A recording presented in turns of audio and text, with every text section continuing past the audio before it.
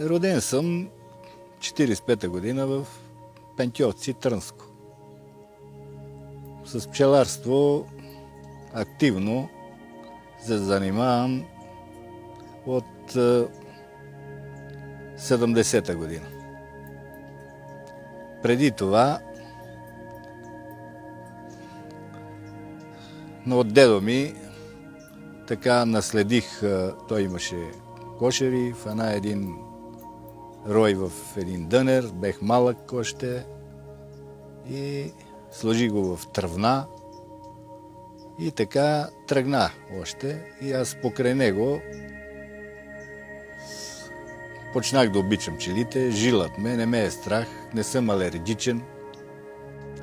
Почна дедо ми да си прави разборните кошери, той си ги правеше, беше добър майстор.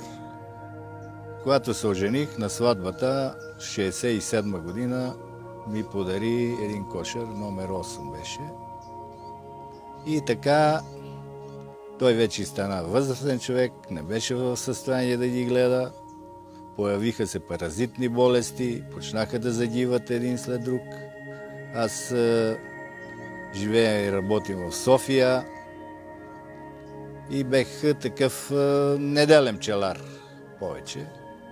През другото време ми помагаше и баща ми. В момента имам 17 кошера и аз ще ви кажа и това, че аз съм пчелар, не съм медар. Мене повечето ме интересуват пчелите. По-интересни са ми пчелите. Гледам за тех да има, храна ги с мед, некога с захар, обаче не се развиваха добре. От доста години ги храна само с мед, заземявам ги с мед. За мене съм по-съгласен да нема. За тех трябва да има. Защото най-истинската храна за пчелите е меда. Вземеш ли меда и ти да ги пълниш после с захар, това не е истинско и те не се развиват добре. И така водят до болести, до ниски доходи от тех. Сега от 2 години съм само при тех вече. От пролет до есен. Рояци лова гледам да не се роят, но се случва на някой кошер. Има много упорити за роевото състояние. Трудно мога да го предотвратиш. Тук има млади момчета, напътствам ги, учим ги, идват при мене, показвам им.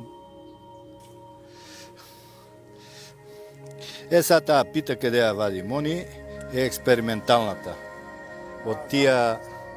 Той беше я напълнил и го махна меда от нея. То е пластмасово. Основата е пластмасово.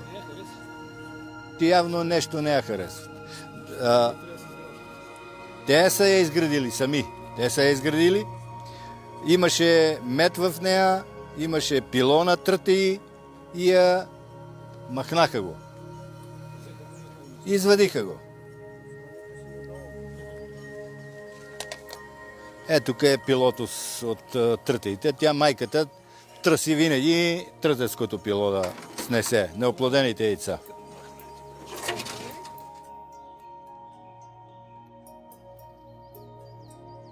За майката маточник е дълъг.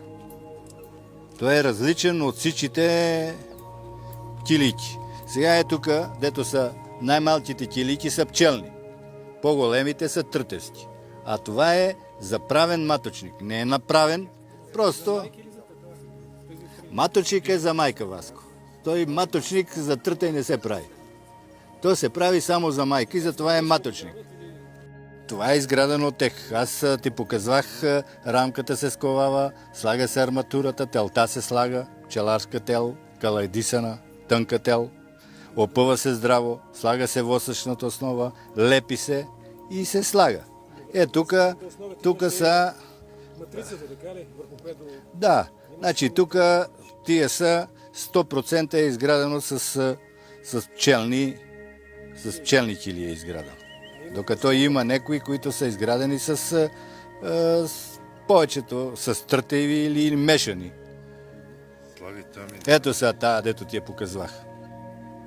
Ето ги са къде са пчелните килийки. Ето ги. Ето трътевците, те са по-големи. Тук се е излюпвало. И каквото имаше мед от него, това е експериментална такава. Тя е пластмасова. Тук вътре се намазва с восък, за да може да има основа да тръгнат да градат. Сега ще отидем да отворим един, който е рояк, дето се е роил и съм го фащал. И дето ти казвах, смени майката. Най-напред се подпуши лекичко, да им сигнализираш, че идваш тук. Няколко пъти пуснеш пушък, почукаш лекичко, да се насмучат с мед или нектар, да се насмучат, защото като са с пълни коремчета, те не жилат. Не могат да се сгъват, да те жилат.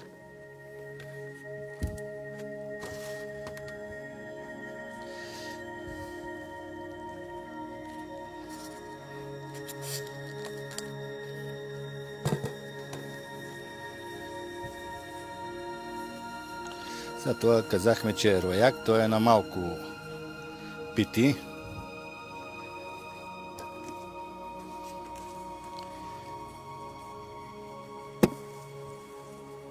Тръсваш ги лекичко. И сега ще видим, тук съм му сложил една да градат рамка, защото казахме, че той е рояк. Ето аз съм я сложил тук. Днеска какво е? Днеска е събота, в четвъртък я сложих. Ето сега къде я градат. Виждаш ли? Какво представлява восъчната основа, какво представлява градежа. Това са млади пчели. Ето ти са тук запечатеното пило. Обаче тая майка, дето искаха да сменят старата, дето беше от рояка, значи тя някак си не снасяше равномерно яйцата. И може би това са и намерили причината. Причината каква е? Те са си я разбрали. Ето сега тя, вече тая новата е запълнила това с яйца, а тук от старата има запечатено. Това е мед запечатен. Те си правят един венец за зимата и този венец постепенно го свалят надолу, за да стане запасяването с храна. Сега запасяването по естествен начин няма как да стане, трябва човека да се намеси, пчелара, за да им помогне. Ето тук е същата работа, дето ти казах. Значи на предишната майка е била шарено пилото. Снася неравномерно яйца. Ето тук абсолютно същата, тая е по-стара пита. Същата работа е с шареното. Ето е майката. Ето е майката. Виждаш ли? Ето свитата, дето ти казах около нея, десетина пчели.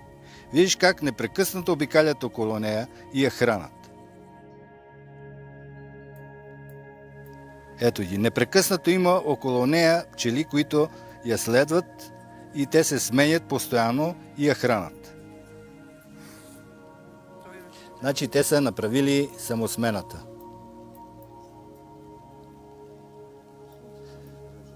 Защо не я харесаха тая, дето си им беше с тех? Защото този рояк беше втори рояк и беше с 3 майки. Аз съм ги видел.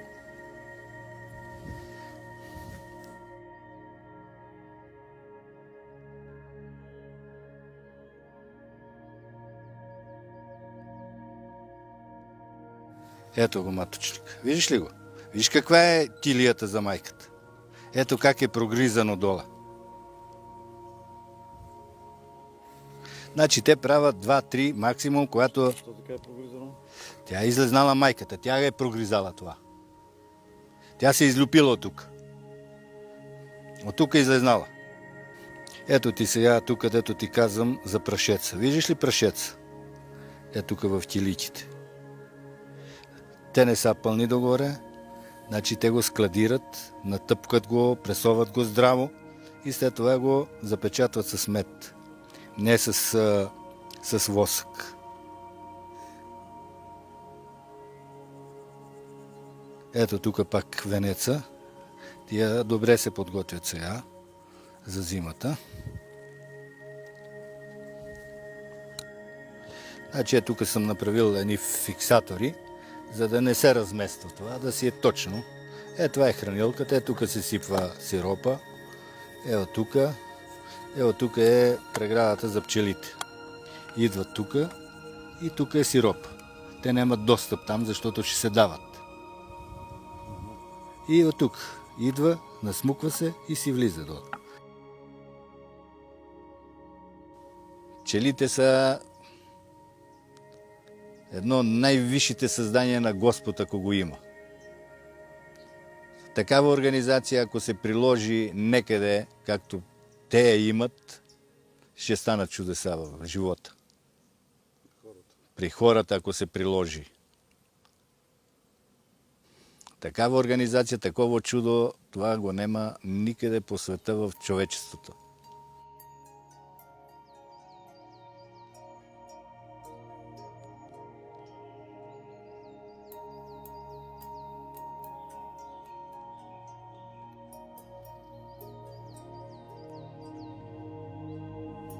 Сега е този кошер тук, ще го отвориме. Сега това не е естествен рой, а това е отводка. Аз по изкуствен начин съм го създал. Като не съм му давал майка и зрел маточник. Аз съм го оставил сам да си произведе, както преди. Значи с това му удължаваш периода на развитие, му скъсяваш, защото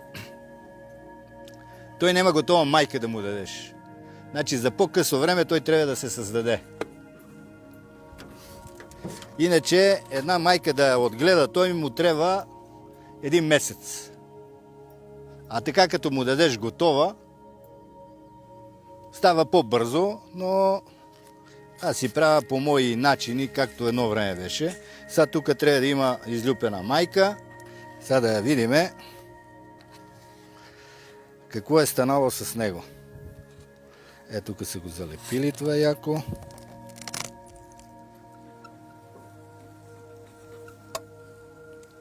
Така, наклони го да го оставя така.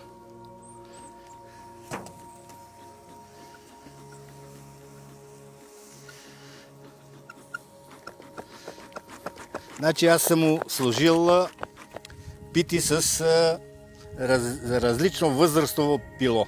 С яйца и на различни фази. Сега да видим дали майката е започнала да снася. Тая пита като крайна я предназначава за зимата. Тук тя не е доизградена. Почти не е изградена. Ще я преместим и ще го накараме да гради. Сега ще я оставим временно тук. И ще я пресложим до открито пило, ако го има вече. За да го накараме той да я гради. Тая е по-тежка, в нея има повече мед. И сега трябва да видим майката дали е започнала да снася. Тук не виждам яйца.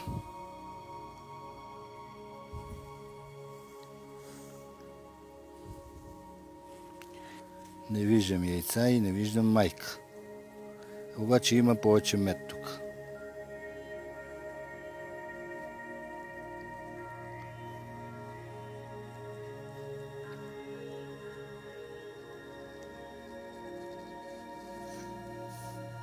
За тия разпределите, където ти говорех. Дето са едно време от дедо ми. Тук не мога да сбъркаш да я сложиш на по-големо разстояние или по-малко разстояние. Тая пита има доста мед, тежи. Ето е майката. Сега само да видим дали е почнала да снася. Виждаш ли я пак? Ето е.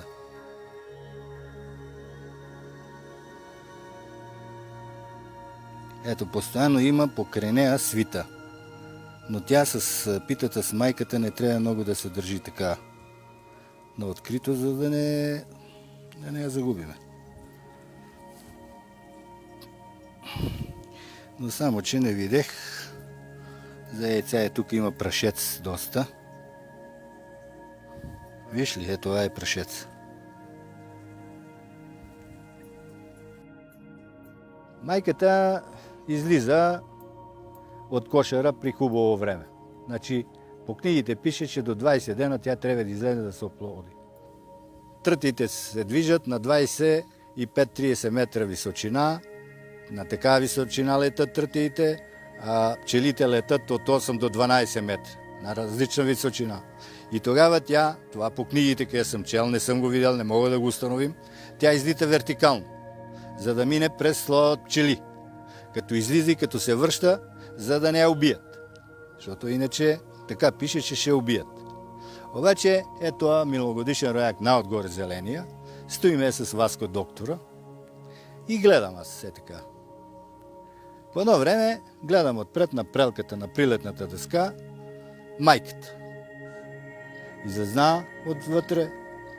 Точно там гледах по случайност. Излезна, направи един така обход по прилетната дъска и изчезна. За секунди. Нема тръте и нема нищо. Сама. Но кога се е върнала, не съм я видял. Обаче нема го песента на трътея. Е това време, преди 10 на дена трътите, като излезнат, значи такова бръмчение му слагат, такова чудо е, обаче сега се чува тук-там по некой. Ето сега тук ще ти покажа некъде как ги избиват.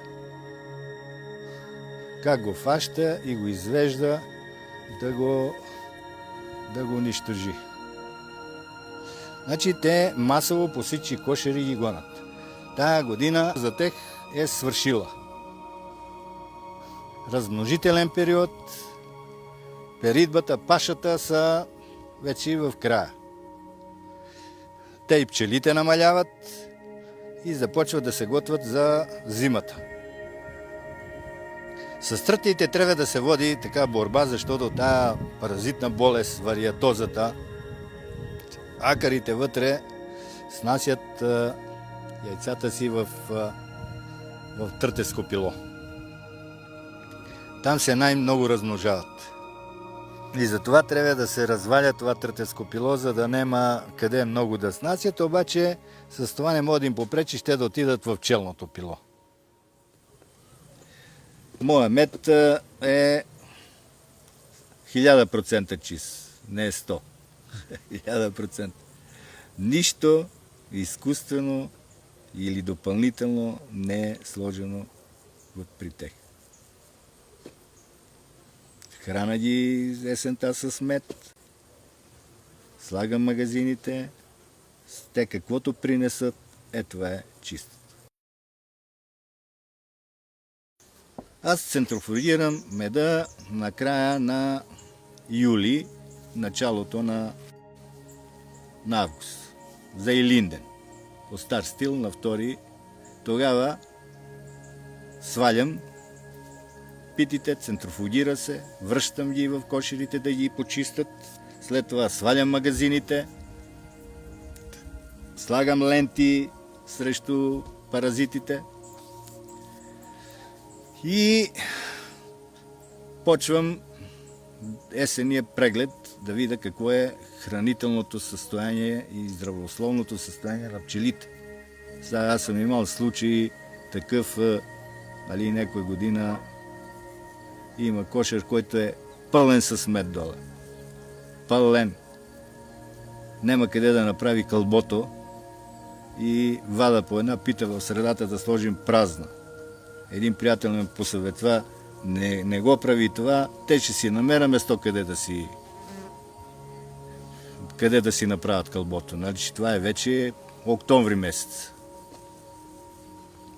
Тия кошери пролетно време изпреварят всичко живо. Те са първи. С най-много пчели, с най-много пило, най-силно тръгват. Дават по 2-3 магазина.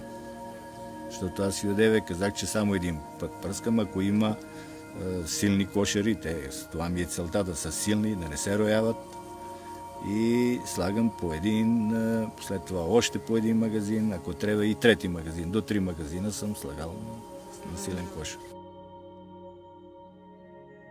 За да станеш пчелар, според мене, има 3 важни неща. Първото е да не си алергичен, защото ти застрашава здравето. Зависи каква степен си алергичен. Второто, да не изпитват страх, като бъркаш с голи ръце в тех. Не трябва да си страхлив. И третото, но не е на последно место, трябва да ги обичаш. Не ги обичаш, не се зафащай с това.